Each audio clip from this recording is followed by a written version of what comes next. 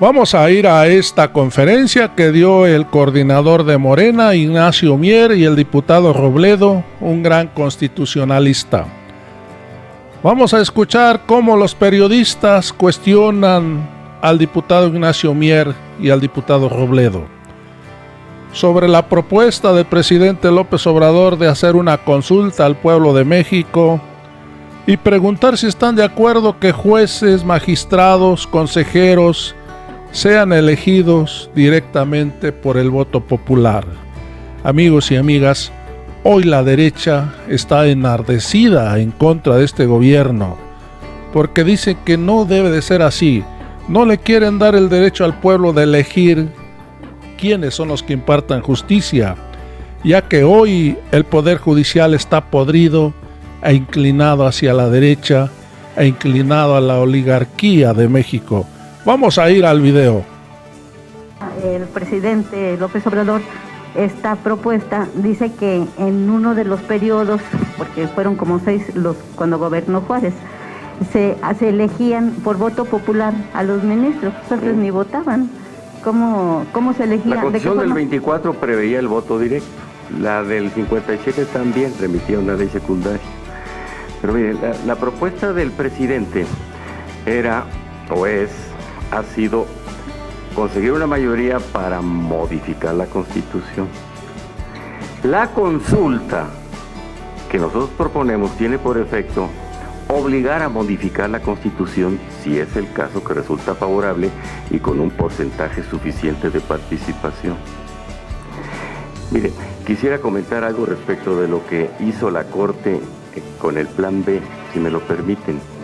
Yo creo que quien faltó a la Constitución fue la Corte, porque la Constitución no dice más que pasado de una Cámara por mayoría la votación de una ley, vaya a la otra, y si la otra hace lo mismo, va al Ejecutivo. Es todo lo que dice la Constitución. ¿Quién establece el procedimiento para discutir, para iniciar, para procesar, para dictaminar, para debatir, para votar de manera urgente o de manera ordinaria? Es la ley del Congreso y el reglamento de la Cámara. ¿Qué es lo que debería haber hecho la Corte? Comparar la ley del Plan B con la Constitución y decir en qué contradecía esa ley a la Constitución. No hizo eso. Comparó la ley del Plan B con otra ley que es la orgánica del tribunal. Comparó ley con ley. Eso no le estaba permitido hacer a la Corte. Intentó justificar inventando un principio que está en la cabeza de ellos. El principio de deliberación democrática. No está en la Constitución eso, ni en la ley. En la doctrina quizás algún autor lo haya mencionado. Lo inventan los jueces, los ministros, y con eso se agregan facultades, competencias. Eso fue lo que pasó. Pero, pues eso agravia a la Corte misma, no a nosotros. Entonces, lo que está haciendo es encontrar una fórmula jurídica, política, constitucional, para que el pueblo mexicano decida si se modifica o no la Constitución. Si decide que sí, vendrá otra etapa muy interesante. Fernando Damián, de Milenio. ¿Qué tal? Buenas tardes, diputados. Coordinador Mier, consultarle, pedirle que nos precise esta invitación que está haciendo a expertos, a ministros, exministros de la Corte para dar su opinión respecto a esta consulta que están ustedes proponiendo, ¿se daría bajo el formato de Parlamento abierto? ¿Se daría bajo el formato de Parlamento abierto? Parlamento abierto anticipado, preventivo. ¿Las invitaciones serían abiertas o serán dirigidas, por ejemplo, a personajes como usted mencionaba, el doctor Diego Valadez? Pues es que son los que se han manifestado. A todo el que quiera expresarse y que quiera venir acá, lo vamos a hacer como lo hicimos con la eléctrica, como lo hicimos con la electoral, como lo hemos hecho con infinidad, pero va a ser un paso previo. No va a ser cuando esté en la dictaminadora, antes de hacer la solicitud, porque es una solicitud, no es una iniciativa, es lo que establece la ley. Ahora bien, consultarles sobre las expectativas que tienen sobre una consulta popular de este tipo. Mencionaban hace un momento el porcentaje de participación que se requiere para que los resultados sean vinculatorios, 40%, esto equivale a cerca de 38 millones de personas. En la revocación de mandato participaron 17 millones. ¿Por qué o dónde sustentarían su optimismo de que participen Porque 38 millones de personas? Tendríamos que revisar porque el número de casillas que pusieron, el traslado, la movilización. México es un país enorme. No se instalaron 75,000 casillas, se instaló apenas un tercio, ¿no? La tercera parte. Entonces, imagínate un estado disperso como Durango o un estados con accidentes geográficos que los ves en el mapa a un dedo, decían los viejos, sí, pero tienes que cruzar 5 barrancas, 5 serranías. Entonces la dispersión y los accidentes geográficos te determinan que en México la necesidad de instalar 75,000 casillas, no un tercio de ellas, es atribuible a eso, y eso es también algo que vamos a revisar.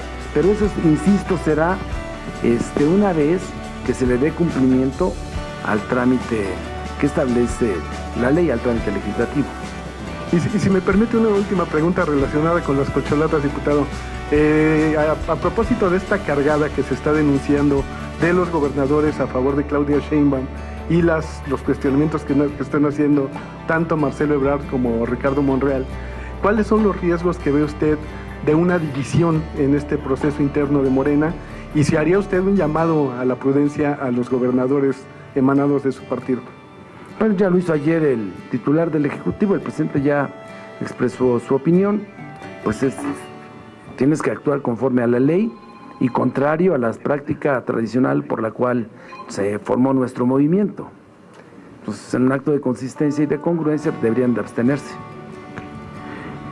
Julia, ¿vas a preguntar? Julia Bonilla, de La Razón.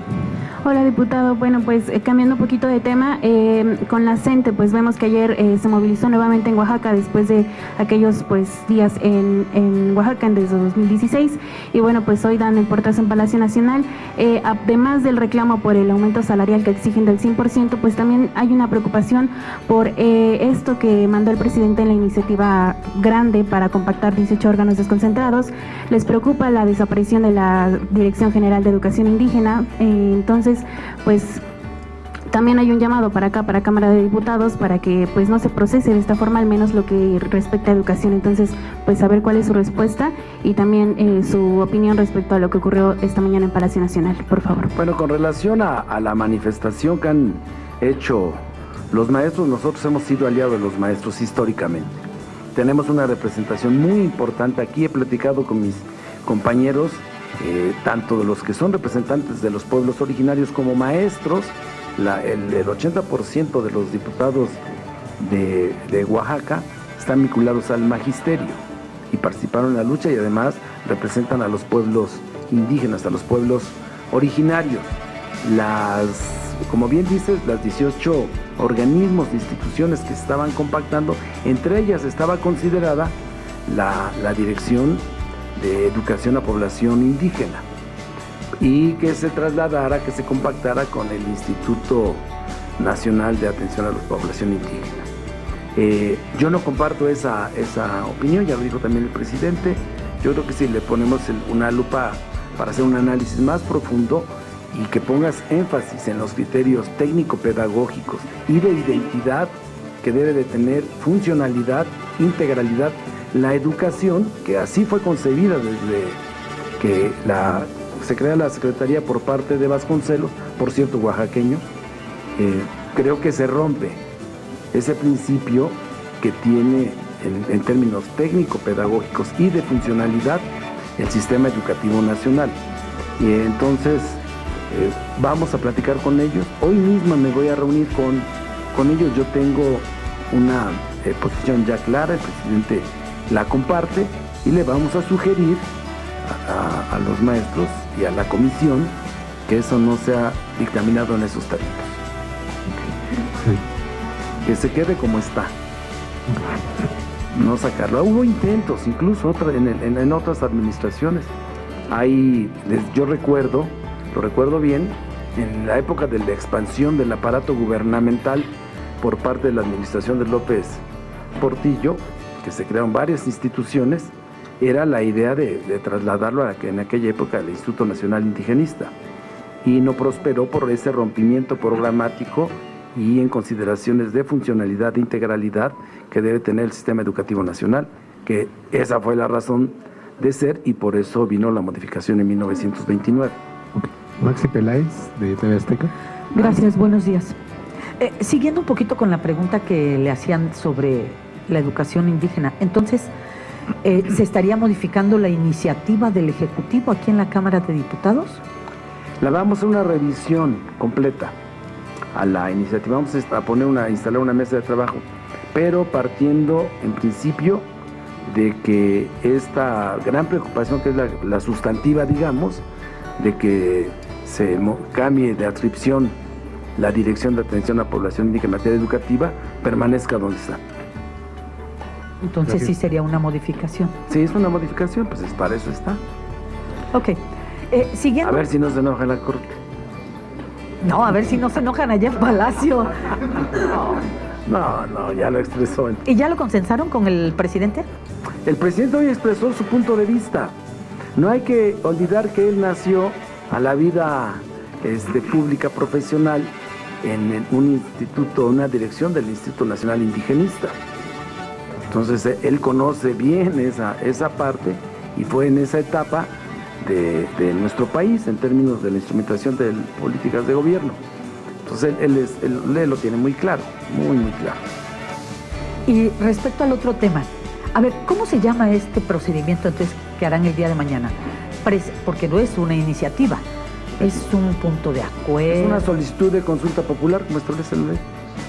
La solicitud se le hace al menos por 33% de las diputadas y diputados al presidente de la mesa directiva, y él le da turno a la Comisión de Gobernación y a la que corresponda. Nosotros creemos que es la de Justicia, y ahí se le da cumplimiento o puntos constitucionales, y el turno. Aquí está reclamando, por eso lo dije, para que me reclamara.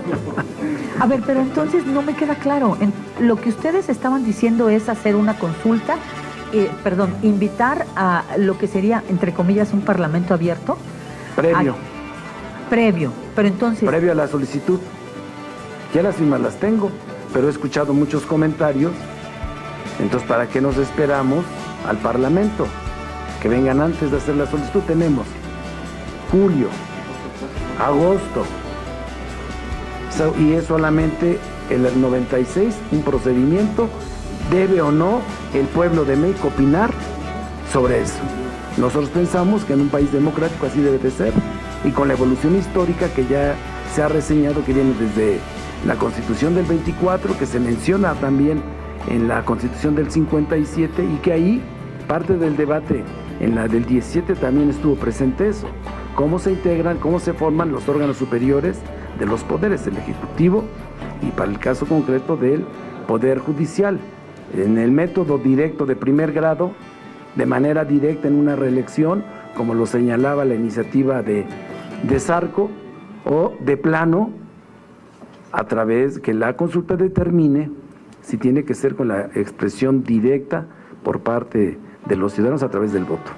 Pero entonces, insisto, esta solicitud para realizar la consulta popular tendría un anexo para realizar estos debates, que sería de los que han hablado, que van a convocar a medio mundo, sí, o son cosas paralelas. No, es que conforme a la ley y el procedimiento, a la Ley General de Consulta, se tienen 20 días, entonces no habría tiempo para el Parlamento. Por eso antes lo vamos a hacer. Y estaremos inaugurando una nueva forma de trabajo parlamentario.